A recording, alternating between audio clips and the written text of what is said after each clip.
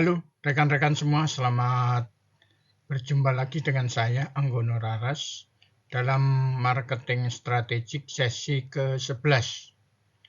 Pada video kali ini temanya adalah mengelola produk baru. Sebagai pemilik bisnis, mengelola produk baru adalah salah satu tugas penting. Produk baru dapat memberikan peluang untuk pertumbuhan dan kesuksesan yang lebih besar. Namun pengelolaan produk baru juga dapat menjadi tantangan yang kompleks. Langkah pertama dalam mengelola produk baru adalah melakukan riset pasar yang komprehensif. Anda perlu memahami kebutuhan dan keinginan pelanggan yang potensial, serta mengetahui persaingan di pasar. Dengan melakukan riset pasar yang baik, Anda dapat mengidentifikasi peluang dan mengembangkan strategi yang efektif untuk memasarkan produk baru Anda.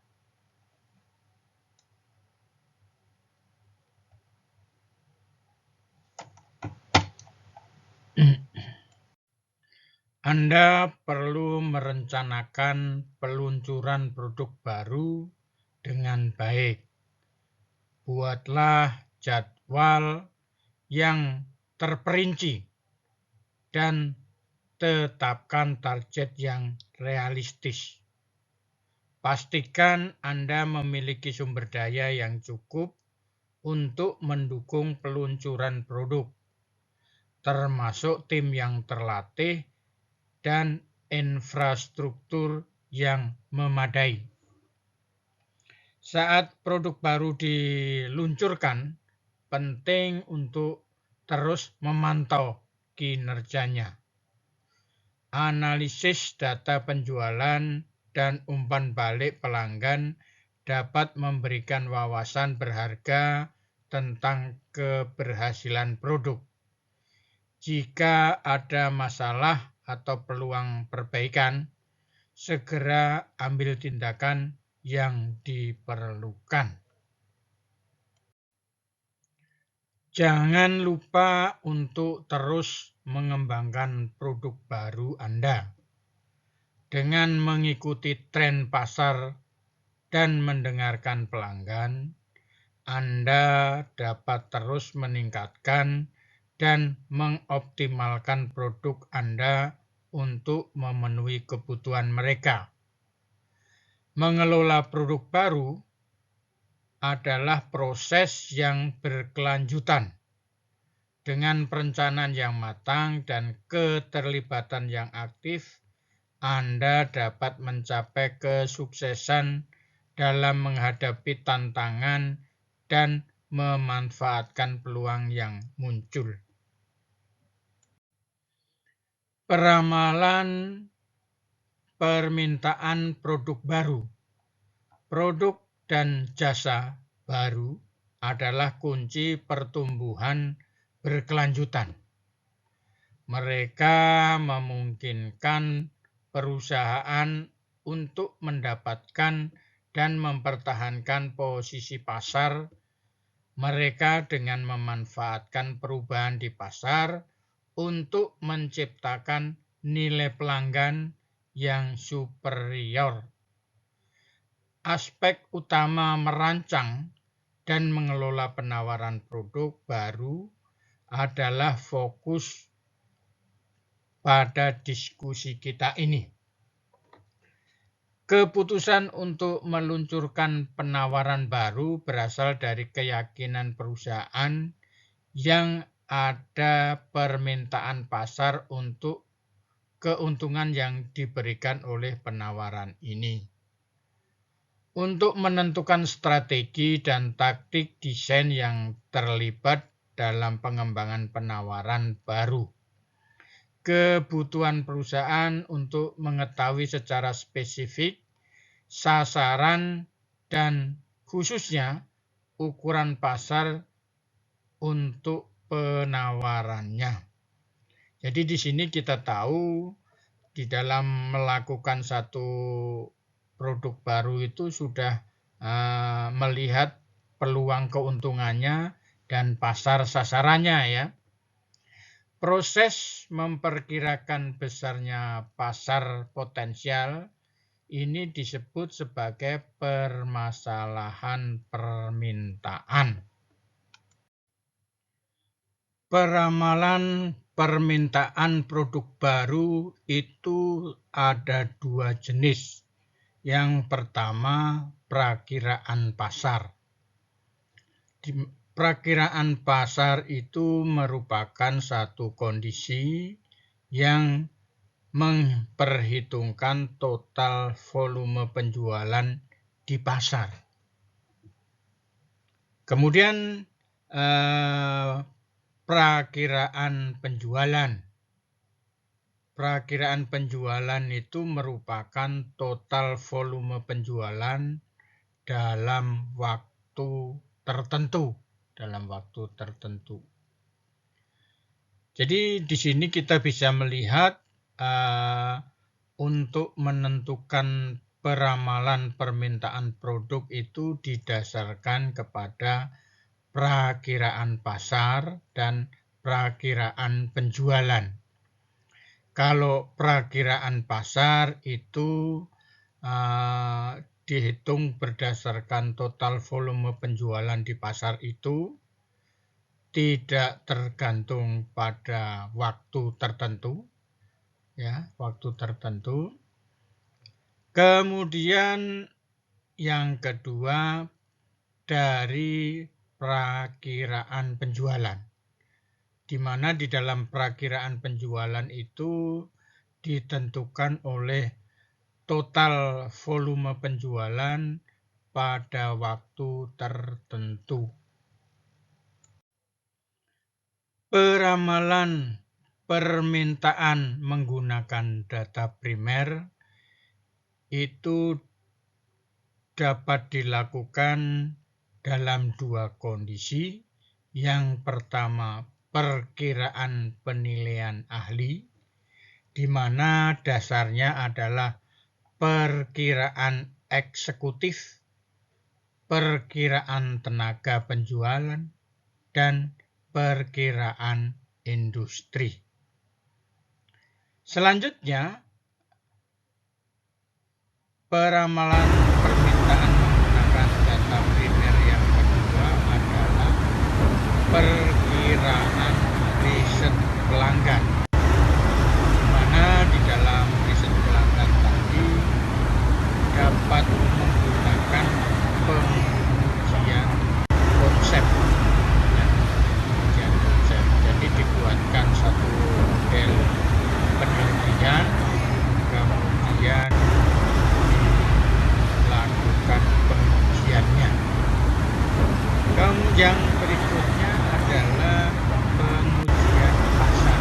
Jadi secara langsung melakukan riset pasar ya.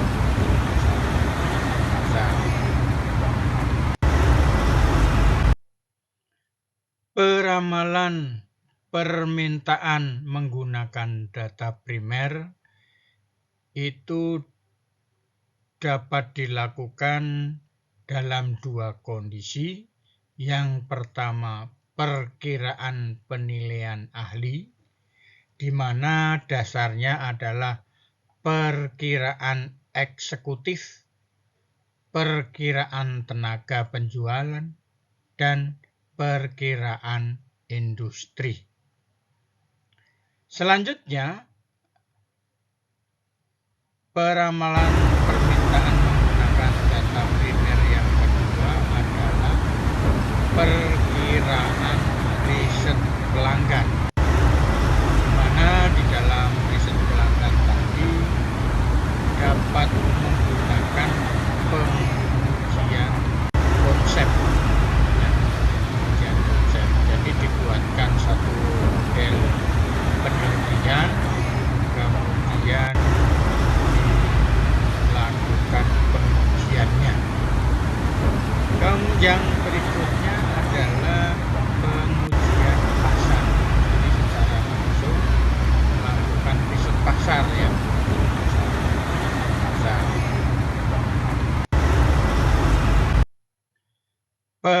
Peramalan permintaan menggunakan data sekunder. Di sini di dalam data sekunder ini ada 3 jenis yang dapat dilakukan. Yang pertama perkiraan khusus penawaran, yang kedua peramalan dengan analogi, dan yang ketiga perkiraan berbasis kategori. Selanjutnya saya akan menjelaskan perkiraan khusus penawaran. Jadi perkiraan khusus penawaran itu dapat dicapai yang outputnya adalah perkiraan eksekutif, kemudian perkiraan tenaga penjualan, selanjutnya perkiraan industri. Sementara untuk peramalan dengan analogi,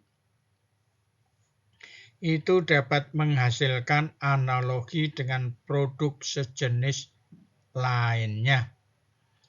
Sedangkan untuk perkiraan berbasis kategori, yaitu menggunakan kategori Development Index atau CDI, kemudian menggunakan Brand Development Index atau BDI.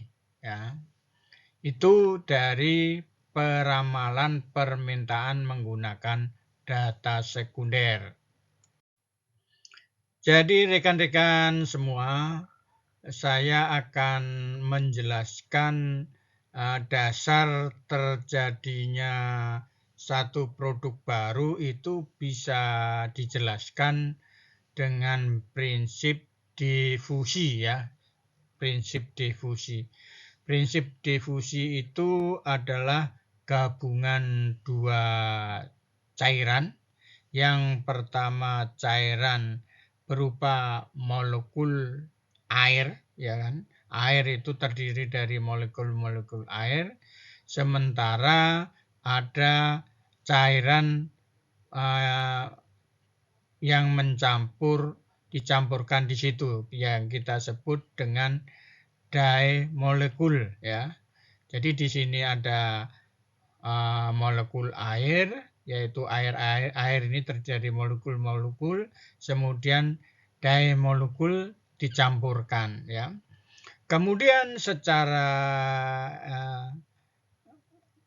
molekul ini, pencampur ini akan bercampur di dalam air, ya, akan mencampur di dalam air sehingga akan tercipta satu kondisi yang merata, Itulah yang disebut difusi.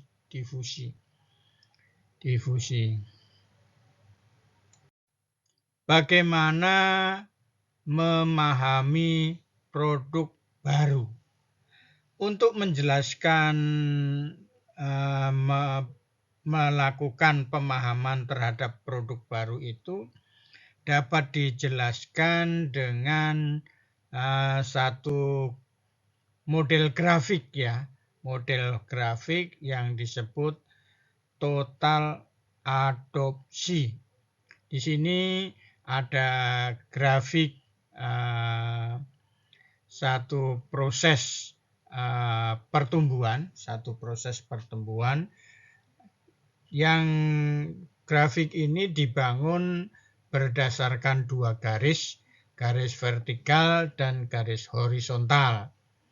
Garis vertikal itu mewakili waktu, sementara garis vertikalnya mewakili total adopsi. Di antara total adopsi garis vertikal dan waktu akan tercipta satu grafik, ya.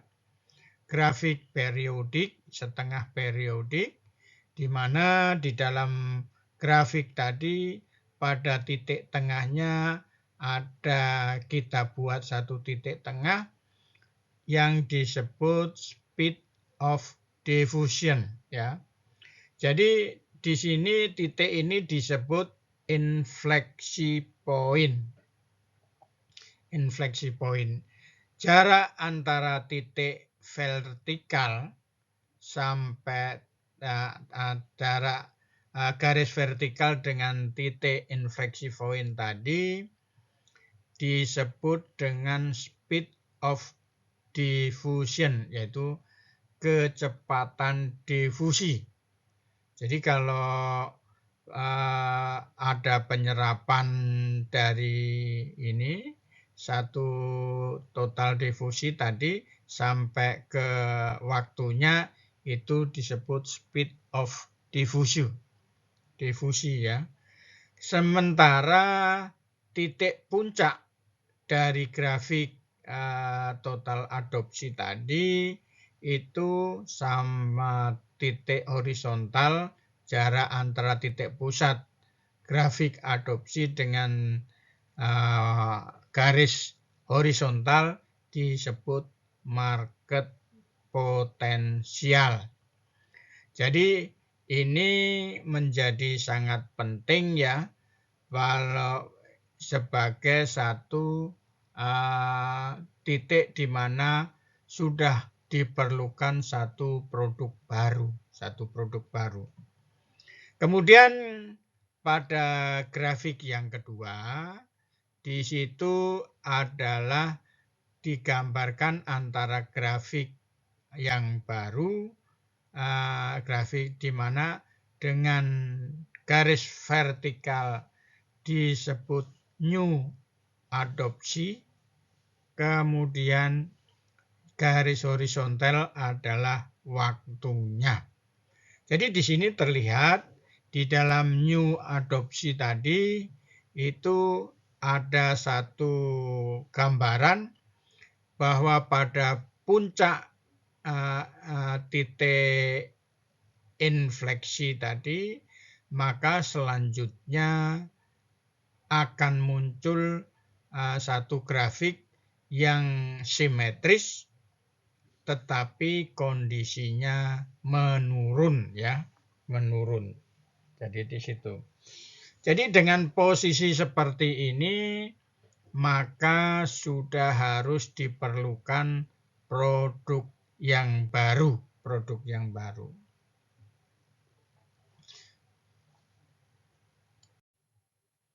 Faktor yang dapat mempengaruhi penyebaran penawaran produk baru. Ya.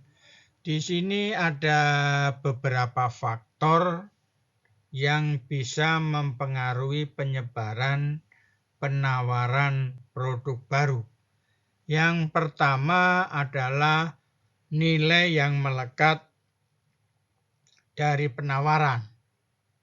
Jadi semakin banyak nilai yang diperoleh oleh pelanggan terhadap penawaran produk yang baru tadi, maka tentunya akan menarik ya, akan menarik. Kemudian faktor keuntungan relatif. Jadi di sini maksudnya adalah keuntungan dari sisi finansial ya, keuangan. Ya, jadi kalau keuntungannya itu akan cepat diperoleh dan jumlahnya tinggi, maka akan menjadi satu penyebaran penawaran yang bagus untuk satu produk. Selanjutnya faktor yang ketiga adalah transparansi. Jadi transparansi itu biasanya menjadi satu pertanyaan banyak oleh baik itu pelanggan maupun karyawan, sehingga pihak produsen perlu melakukan satu transparansi. Tentunya transparansi yang memang diperlukan diketahui oleh publik ya, bukan transparansi telanjang bulat, itu tidak ya. Kemudian adanya kesesuaian. Jadi kesesuaian di sini adalah kesesuaian antara keinginan dan permintaan pelanggan yang dipenuhi oleh pihak produsen. Selanjutnya adanya risiko yang dirasakan. Jadi bagi produsen, kalau satu produk itu banyak terjadi gesekan, maka akan menjadi kesulitan ya dalam penyebaran penawaran yang baru, produk baru tadi. Jadi di sini kita lihat ada yang pertama nilai yang melekat dari penawaran tersebut, yang kedua keuntungan relatif, ketiga transparansi, keempat kesesuaian, dan kelima risiko yang dirasakan di dalam rangka penyebaran penawaran baru. Mengelola pengembangan produk baru. Suatu produk baru, baik itu barang atau jasa, itu ada dua hal yang perlu diperhatikan. Yang pertama, memahami proses pengembangan produk baru. Yang kedua, mengelola risiko pengembangan produk baru. Jadi kita di sini harus paham bagaimana proses mengembangkan produk baru dan bagaimana mengelola risiko yang mungkin muncul adanya pengembangan produk baru. Baik, saya akan coba menjelaskan tentang bagaimana memahami proses pengembangan produk baru. Pengembangan produk baru itu dapat terjadi adanya pembuatan satu ide, ya. Pembuatan satu ide. Kemudian setelah ada ide, ada pengembangan konsep. Jadi ide tadi diwujudkan dalam bentuk konsep atau model ya, satu model. Selanjutnya dilakukan analisis bisnis daripada konsep yang dibikin tadi. Dari hasil analisa bisnisnya akan muncul pengembangan produk ya, pengembangan produk. Kalau produknya itu sudah dikembangkan, baru ada pengujian pasar. Jadi itu tahapan yang mungkin terjadi di dalam memahami proses pengembangan produk baru.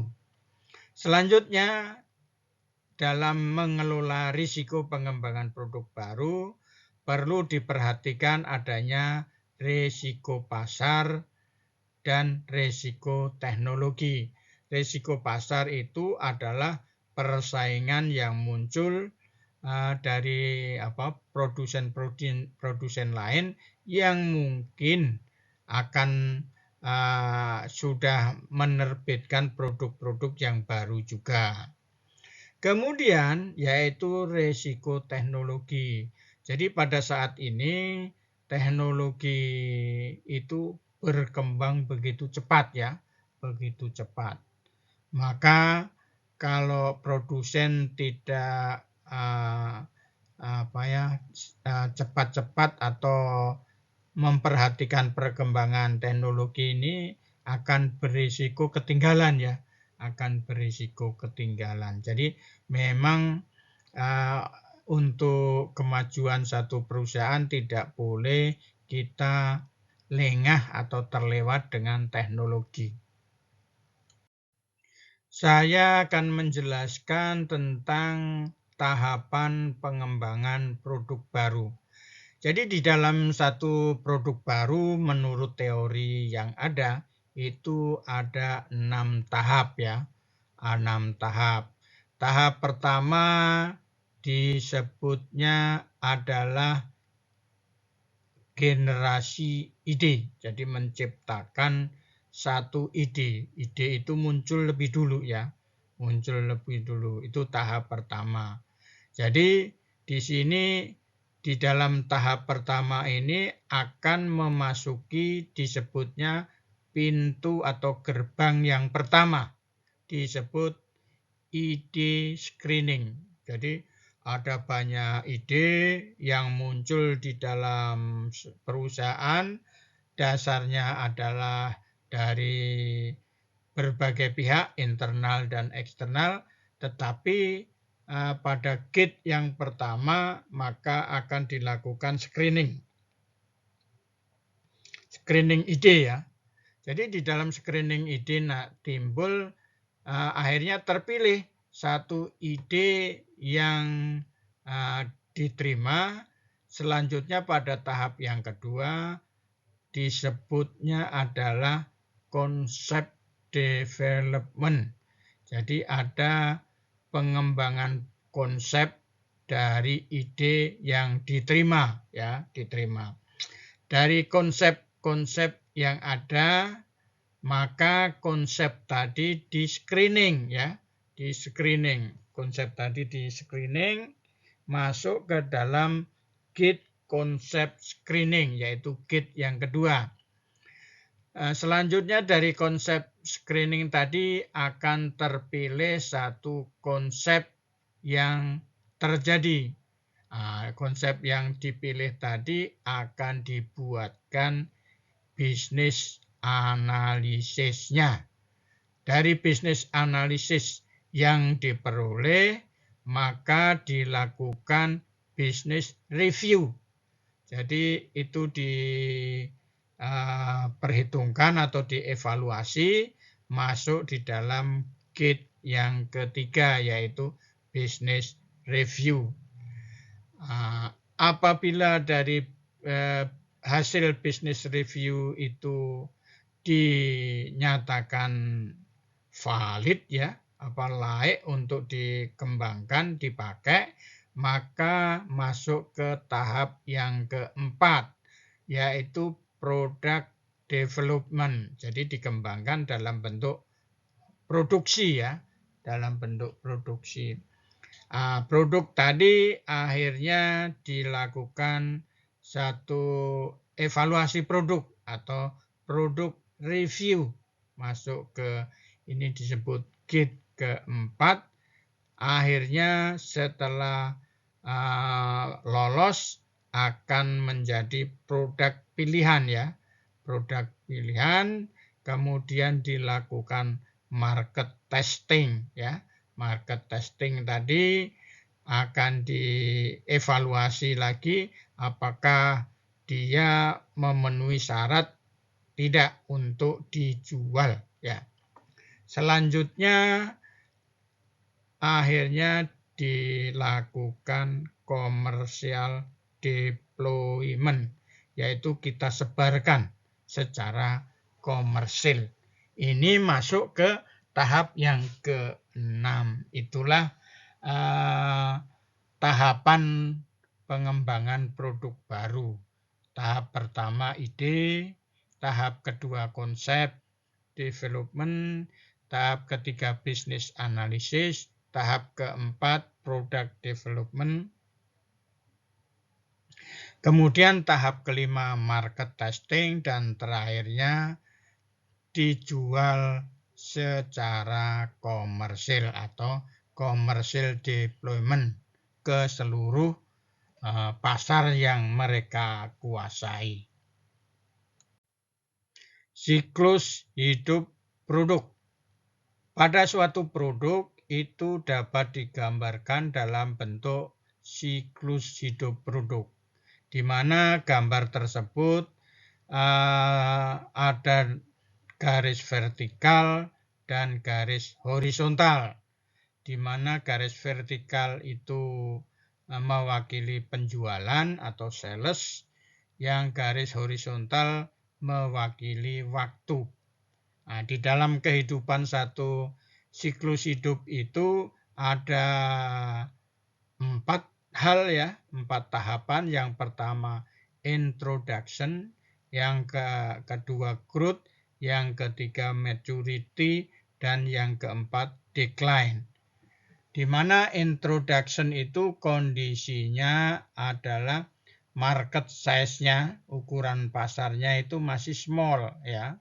Kemudian market growth-nya, pertumbuhan pasar juga low, kemudian kompetisinya juga masih low. Tapi pada kondisi growth atau pertumbuhan, market size-nya sudah moderat ya atau menengah, kemudian market growth-nya sudah tinggi, kompetisinya juga sudah mulai meningkat atau moderat. Kemudian pada posisi maturity itu market size-nya sudah besar ya, kemudian market growth-nya mulai turun, selanjutkan kompetisinya tinggi ya, kompetisinya tinggi. Sementara pada posisi decline, market size-nya itu dari menengah moderat menuju ke small, kecil. Terus kemudian market growth-nya negatif, jadi mulai menurun. Jadi kalau orang-orang yang sudah mau menuju pensiunan itu, jadi market size-nya sudah mulai mengecil, kemudian market growth-nya sudah mulai negatif, nyari pekerjaan udah susah ya, itu kalau orang ya. Kemudian kompetisinya sudah masih menengah ya, menengah mengarah ke kecil. Itu rekan-rekan semua tentang siklus hidup produk. Mulai dari introduction, pengenalan, pertumbuhan, sama ke pendewasaan, serta terakhirnya decline. Memperluas siklus hidup produk. Jadi ada satu cara untuk melakukan satu peningkatan produk yang sudah mulai mau turun, maka dilakukan inovasi. Jadi biasanya ada sampai 3 generasi. Jadi pada saat terjadi mau mulai penurunan atau decline satu produk, maka dibuat inovasi baru pada produk tadi, yaitu pengembangan yang disebut dengan second generation atau generasi kedua. Kemudian ini juga kalau sudah sampai puncak mau turun, maka dapat dilakukan generasi yang ketiga. Jadi inovasi yang ketiga. Jadi contohnya kalau seperti ada film gitu kan, ada film Rambo 1, Rambo 2, Rambo 3. Biasanya lama-lama orang bosen ya kan. Jadi itulah rekan-rekan semua tentang bagaimana cara memperluas siklus hidup produk.